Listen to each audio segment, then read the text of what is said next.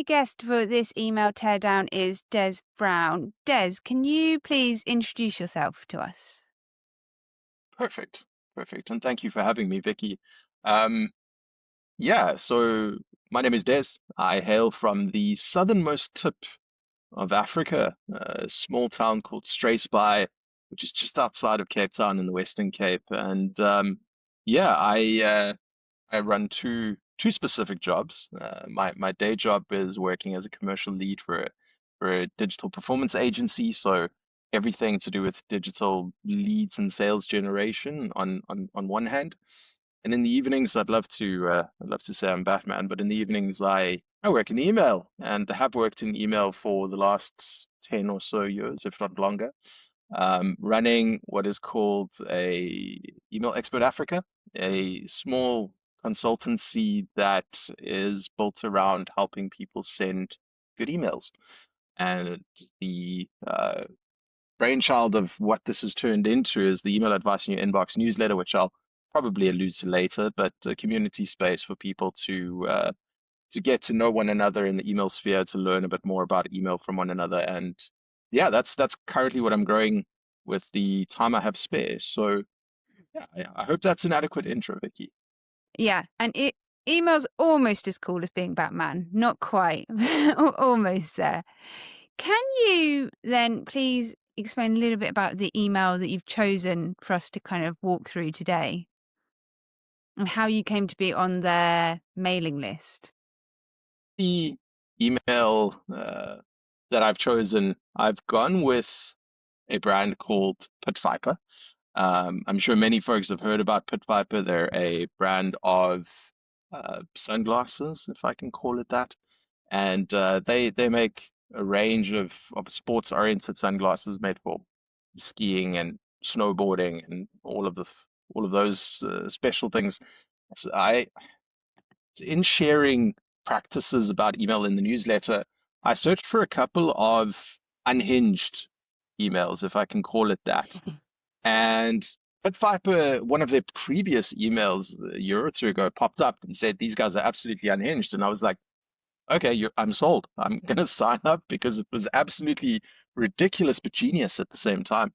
So there are two reasons that I chose this email. One, the visual aesthetic is absolutely terrible, but again, absolutely brilliant in the way that they use it to capture attention, in the way that they use it to entice their audience. And it's very much aligned with their audience, which you'll see if you take a look at some of their other emails.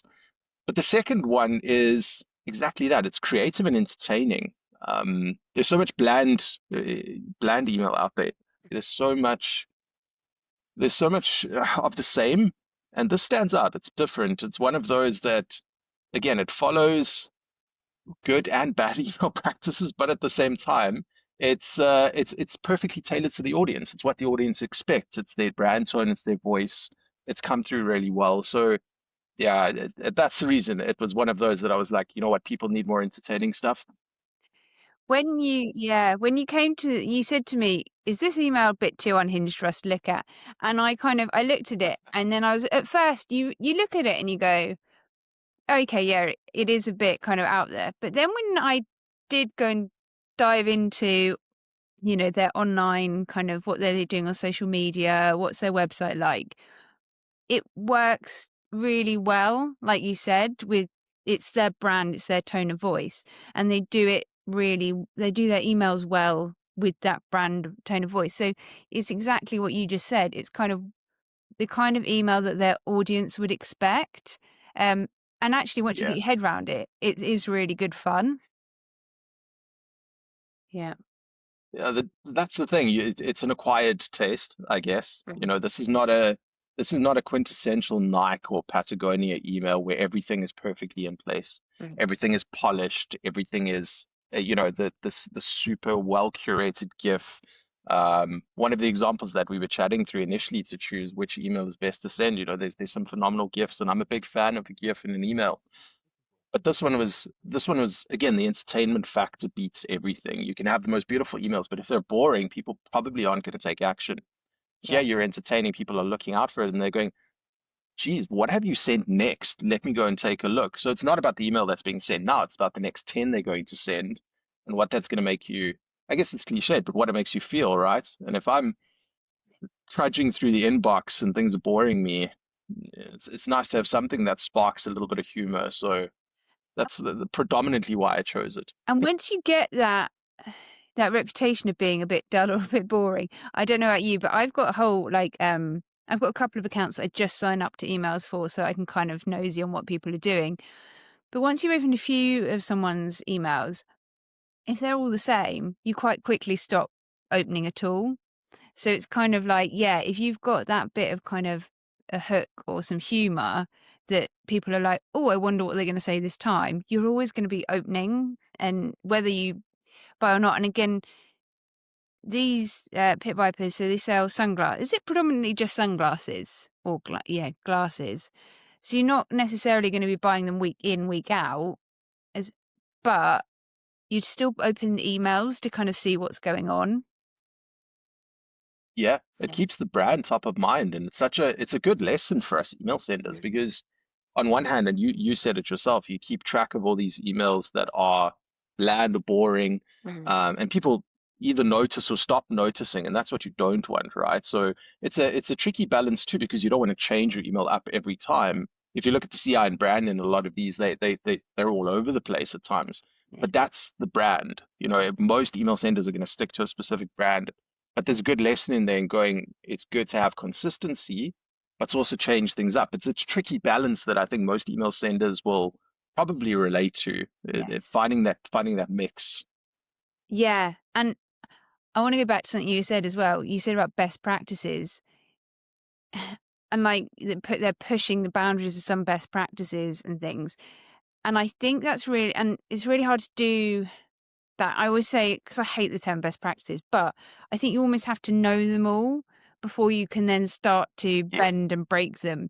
And I think that's what they've done here is they're clever enough that they obviously know what they're doing with their email marketing, and then they're pushing, okay, well, this is a best practice and we're going to do it slightly different. And it's a bit like you said, one of those best practices is having a recognizable like branded email. And often we're told, oh, you have to use your brand colors and you have to have it in this like this kind of hierarchy, and you have your logo at your top and you do this. But actually, then, yeah, as email marketers, it then makes it really difficult to go, "Oh, okay, well, we want to do something a bit different." Um, but yeah, once you've kind of learned all these best practices, that's when you can start to change things up a bit. that's precisely it. And I think they've done that well. Like they've struck a good balance between the good email stuff, which is probably testing to make sure that these emails look good on multiple devices or multiple screens. So Mm. they've done their mobile testing. They've made sure that nothing is going to impact deliverability. They've probably tested this email with images off. If you do the same, they've got all the right stuff in there. It's just the visual layout, the look and feel that they're able to get away with because they understand those basics. They understand that there's certain non-negotiables that Mhm. you can't change in the email space, and they've stuck within the confines of that. But then within those sort of building blocks, they've taken it and thrown the rule book out the window and said, we're going to do what we want because that's our brand, and they follow through. Absolutely. Fab. So if we jump into this email, obviously the one that we've got here, I've set it up as almost like a, a training email. You've been hired. So the subject line for the Yeah, email was congratulations. It was simply just congratulations, which is quite a good hook, I think. And then it comes into, yeah, congratulations, you've been hired. Um, and like you said, straight away, quite visually, it's quite bold, isn't it, with the colours and everything here? yeah, yeah. You can see an inconsistency in things like fonts, Yeah. and you can see the color scheme that they've adhered to. Look, they've stuck with some consistency in the way that they've kept, things aren't completely all over the place, but at the same time, the message is clear. They want to hook you with something interesting and entertaining to go read the rest of this. Yeah. And I think they've done that well above the fold because that's the first part you're going to see, right? You're going Mhm. to read that and go, what the heck are these guys talking about? Yeah. Onward we read, and that's kind of what they've done. Yeah, absolutely. Yeah. And they've set it up as almost, yeah, your journey to becoming a certified pit viper expert starts now. Um, and then it goes into, yeah, what you'd expect from a very kind of old school I don't know. I guess it's meant to be like some kind of old school training thing. We've got module 1, UV ray solution. This is the sun. And this is what gets me, is these images. And I'm guessing they've done this on purpose. Like you said, makes it look like they are really random stock photos, if you know what I mean. Like kind of they've just Yes, picked up. But if you look closely, it's actually their kind of Pit Viper logo they put over the top. their logo. Yeah. So which is Yeah, quite yeah. clever. Yeah, absolutely love this with the images. Um, and then comes down to a GIF, which I know you would be a fan of. So we've got the GIF, the one thing to save you. Look at all the color options by now. Big bold buttons, and then still confused. And I like this. This bit feels a bit random in the training bit, but again, very fitting for them because they're saying, "Are you still confused?" Yes, we're confused. Um, And another bit that they've done really off piece, I think, is this second button, which is just so much copy for a button, which makes me laugh. It's absolutely ridiculous. This was one of those parts that stood out as possibly a very risky part of their email because if you first see it, Mhm. it's knowing, having read the copy, it's a button to click it. Fine, it makes sense. You can see the underlying text, you can see the context within which they're explaining it. The one problem I had, and I try not to be too critical with their emails because they're pushing so many boundaries, but the one problem I had is what you want to optimize for, and I speak about this all the time, is people scanning emails. Because what tends to happen is people spend such a short amount of time scanning to get the main message. And yes, for Mhm. something like this, it's a little more entertaining, but you're drawn into the pictures, you're drawn into the funny text. When you add a random block of text in the middle of all of those busy elements and you add 2 to 3 lines, people are going to think it's an additional block of text. It's not necessarily, it doesn't necessarily look like a button. If they'd maybe done something crazy like rounded the edges or done something silly like that, given it a little bit of a shadow, then it possibly would have stood out a little bit more. So on one hand, I think the content is genius, um, especially that end part. Speaking to all of the what is those?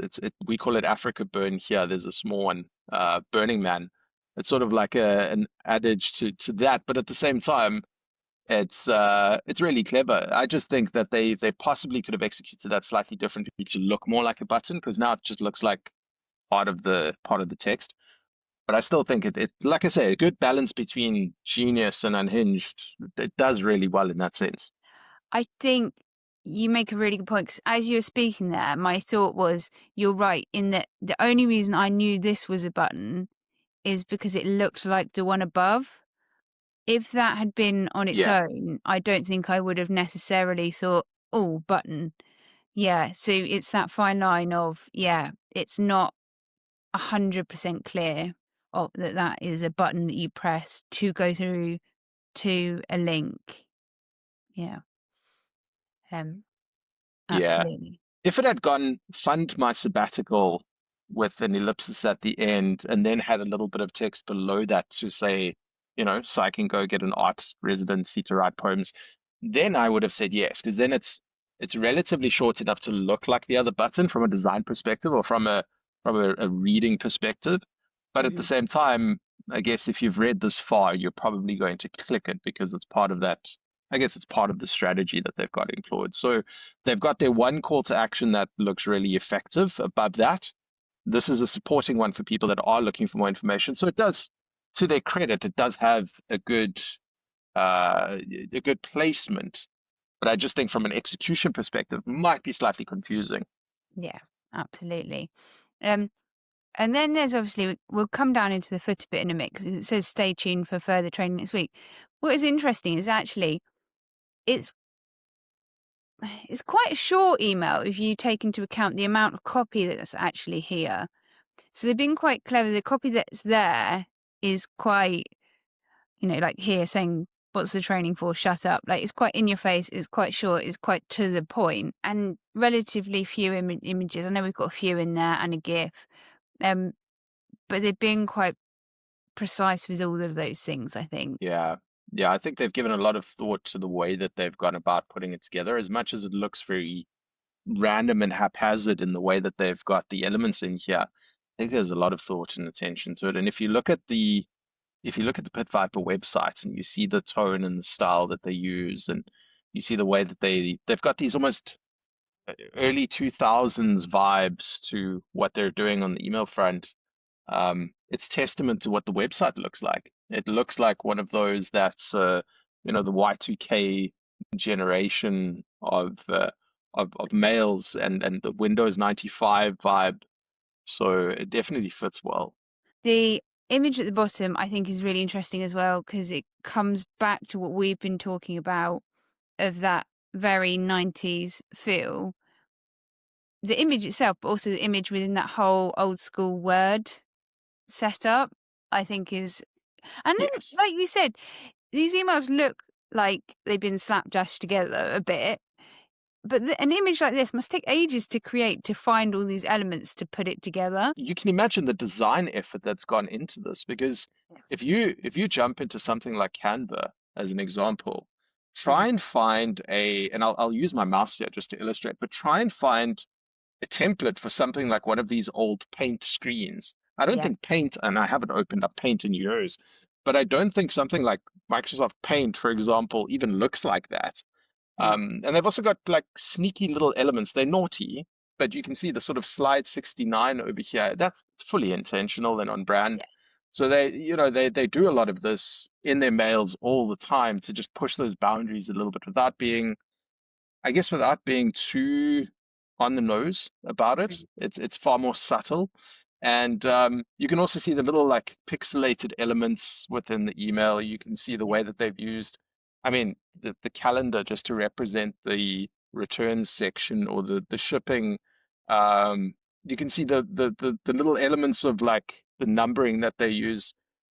It's very much on brand. And if you look at the website, if you'd like, I can load the website up here as well. But yes, the website very please. much matches that look and feel. So if I switch over there, I'm just going to dismiss their cookie policy.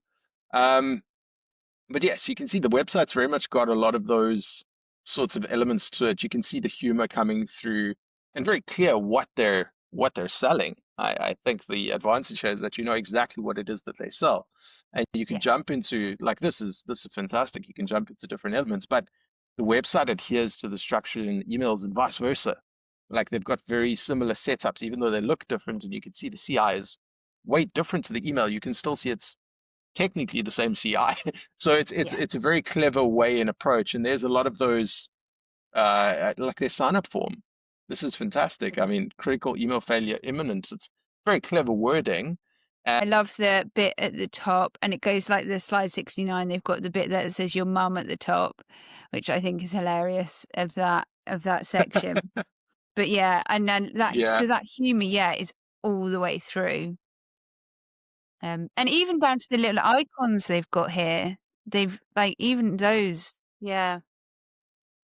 even further than that, Vicky, if you read the text, remember at school when you had the funniest to say in class, and like they tell a little story before they ask you to unsubscribe if you Mm, need to. I mean, those tiny little elements, as much as these emails are quirky, they carry that through in absolutely everything. And that's where I have to take my hat off to them, because they've thought of every detail. Like literally every detail in these emails has been thought through. It's not as random as it looks. It's fully intentional in the way that they structure a lot of these elements. So yeah, it's really clever in my mind. amazing. Yeah. I think especially with that footer because it's often an element that people neglect. Like it's unused space, isn't it, down at that footer? So yeah, putting that little story in there is great fun.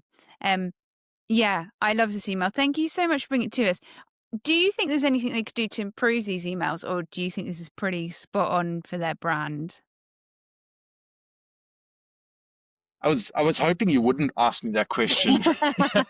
And The awkward I question. mean, I mean, there are so many things that they could improve, but there's nothing that I would change. I think that's the only way to answer that, right? There's so many things that can be done, but should they? Yes. They adhere to good email practices. We spoke about this earlier, But if you look at it, they've got a clear visual hierarchy in the way that they're structured. Their brand is clear on the intro. You know exactly who the email's coming from. You've likely opened it because you're either a supporter or you're curious about the emails, which is, again, good practice. If you look at it over here, what will be difficult and where they can possibly improve. And it's one of those things that email senders are still to start incorporating in their planning. But what would an AI summary say about this email? Ooh, That's yeah. my question. Will it tell you what the brand is about, what it is they're trying to say? Can you imagine, and I should actually test this, but can you imagine what an AI summary would actually state about this email? That's where I think there could be improvements, and I think that could impact them because it's one of those things that they may not have thought of yet, but they're probably going to adapt it. So it's going to be interesting to see how AI would summarize that.